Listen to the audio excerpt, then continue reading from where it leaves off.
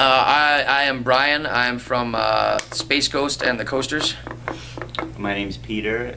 You might have recognized me from Sanford and Son. How drunk were you guys tonight? I think Pete was on the tipsy level. I had actually had time to have one beverage, one adult beverage, because I'm actually tour managing this, so I had to pay attention today. So, but also the Overcast stuff tastes a little more out of me now that I'm an old man, so I got to stay sober. So yeah. So, but Pete makes it up for it. So yeah, it's funny. Like I play in a you know, a kind of stonery rock band called Seamless, and if I smoke weed with that band, now I'm fucking, it's all done. Like I can't do anything. But when I'm playing the technical metal, like it feels weird if I don't smoke pot. Like, how does that work? It doesn't That's make any weird. sense. Yeah, when you play the stoner rock riffs, you can't be high. I just can't like. But when you play the technical riffs, you have to be high. Wow, it's one of life's mysteries. But tonight is definitely the tamest night so far. It's still early. It's early. I have a good feeling that it might not be, but as of now, it's tame. Yeah. So we'll see it. We'll see what happens. So the tour manager, what happened to Josta tonight? I heard he had transportation issues, so he didn't make it out. He was there last night in Providence, so, and honestly, they were driving the most janky-ass old RV I've ever seen, so. Yeah. Talk a bit about early days. I mean, you guys have been posting some old flyers, some old Overcast flyers in your MySpace. I always see it on the updates, you know. Old names I recall, Section 8. Hell yeah, Section 8. We saw a few of those guys were in Albany 2 nights ago at the show. It was great to see them. Good friends. Great underrated band too. Along with Only Living Witness, whose shirt you're wearing right now, one of the best Boston bands ever. All those flyers are great to see. And the best part is there's a tour itinerary from our final tour with Disembodied, Shai Hulud, actually Shadows Fall before I was in the band, and who else was on it for a minute? Section 8 was on it for a minute. Yeah. And if you look really closely, you can see on the first week, Mike wrote down how much money we got paid for each show. And there's it's like $17, $0, like -4, like because we owed the dude money. Right-hand corner, it's hysterical. There's one or two that are like $100 or $200, but those are few and far between. Yeah. So people are like, "How come you broke up?" And we just point at that paper. Memorable incidents of those days. We gotta talk about the fucking Dayton, Ohio. Oh, Dayton, Ohio. Yeah, that was pretty crazy. We did a gig in it was our first tour, right? Like that was we were out with got like out of New England, but like yep. We rolled into this town, Dayton, Ohio, and you know, like we weren't expecting anything there, but we ended up. It was the hugest show. Yeah, it was like insane. We were playing Worcester, like like a hometown. It was packed. How is this happening? Probably one of the best shows we'd ever played. Yeah, in Dayton, Ohio.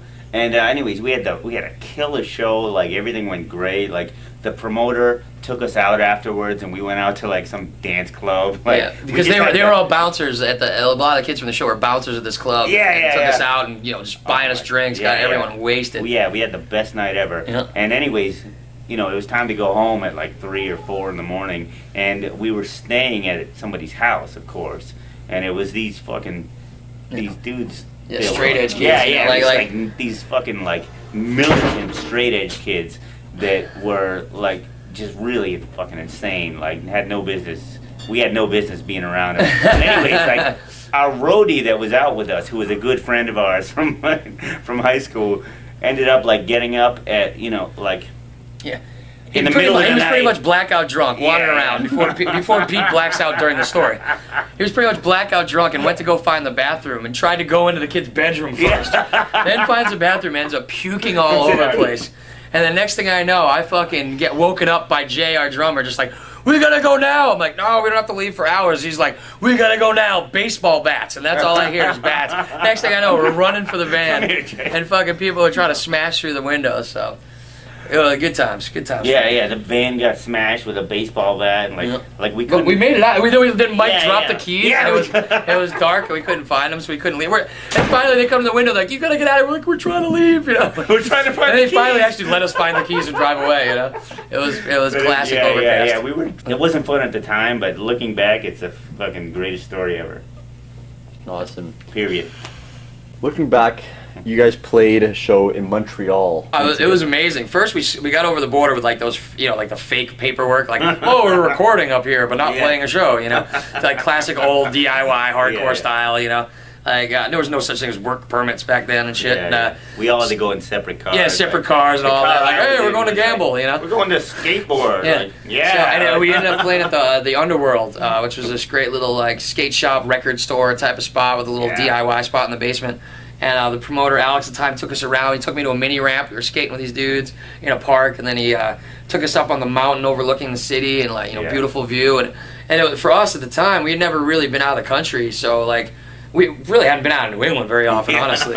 So we were just like, this is amazing, and the show was great. And we just couldn't believe that kids that far away like knew who the hell we were, you know? Yeah, that was definitely one of the best nights. Yeah, because the scene was so small back then worldwide that like it was such a word of mouth thing. It's not like now where you can go on MySpace and you can go other places and find out about these bands. Like it was such a small thing. So when you met kids who were into the same shit, it was such a like cool moment. You became instant friends. There wasn't any like getting to know you period. It was like, wow, all right, you're down. You know what's up. You know.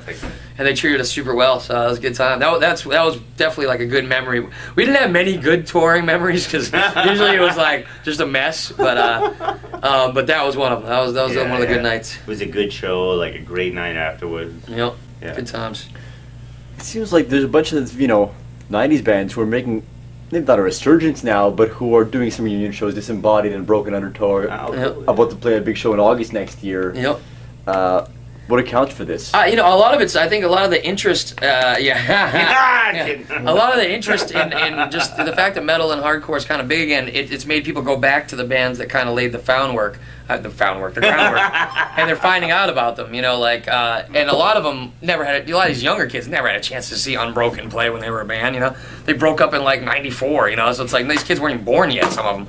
So it's cool that now they get a chance to see us, like, especially with Overcast. That's what we hear, like, I got into you too late and never thought I was going to see you, so thank you guys for doing shows. I think that's what motivates a lot of the bands is that, they'll put up a MySpace with the old songs and all of a sudden all these kids are like, oh my God, you got to play shows, and, And like Pete said, though, I'm sure if they get a decent guarantee, that helps to motivate it too, so, But it's cool. I think they know that people actually give a shit about what they did back then, and it makes it worth it playing again. So are you pleased with, I guess, the outcome, the final release of this very album? much. We're just glad it actually got released. That was a big part because we recorded it a long time ago now, and we kind of forgot about all the red tape and paperwork and business shit because Mike was signed to Roadrunner, I was signed to Atlantic, Pete was signed to Equal Vision. Luckily, me and Pete were able to work it out pretty easily. But there were some roadblocks along the way, and just, we didn't really think about management and lawyers and all that shit. We're like, it's Overcast. We'll just record it and put it out. So, like, what's the big deal?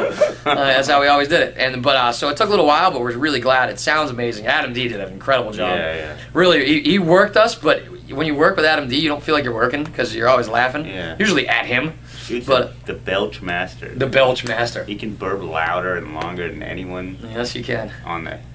In the universe. Yeah, pretty much, right? In the universe. Yeah, maybe beyond. I don't know. I've never traveled outside the universe. Like, being able to put this out is real. It's vindicating. That's a good word. Wow, I was an English major. I'll prove the use of vindicating. But yeah, it was vindicating because, like all the stuff that we put out in the past was like, all right, I guess that'll do. Like, yeah, we always had to finish it that day. We never had time to fix stuff. When we had a big budget, recording session, we went into Fort Apache for 6 days. That was like, oh my God. For Fight Ambition to Kill, I did all the vocals in 12 hours straight. I did every song in a row. And that was it. So because that's all we had. We're like, if you don't finish it now, you're done. I did all my guitar parts in one day. Like I remember, I was locked in a fucking dark room. That's pretty much why Styrofoam Death Machine was an instrumental because I didn't have time to write and record lyrics. We had to leave the studio. So we're like, all right, fuck it, it's an instrumental. But anyways, it is what it is. It came out good enough. But I think the new stuff just smokes it. Yeah. It's so much better, so much tighter. Yeah. So we're all so much better looking now. Yeah, the photos are hot. Oh my God! Tell me about it. We can really, we can. Our demographic is. Yeah, we're marketing into the Hannah Montana kind of crowd. We want to go for the preteen type of scene. That rhymes, preteen scene. Yeah, that's the name of my new rock band. Yeah, we're going. Statutory Thoughts or preteen scene. What do you think? Stunt Cock. Stunt Cock's a good one too. I wish you told me about that name before, dude. I would have named my. Well, you can change Blood Witch to Stunt Cock. Stunt Cock. What do you people out in the internet world think? Blood Witch or Stunt Cock for Pete's new band? What do you think? Let us know. Thank you. Anyway.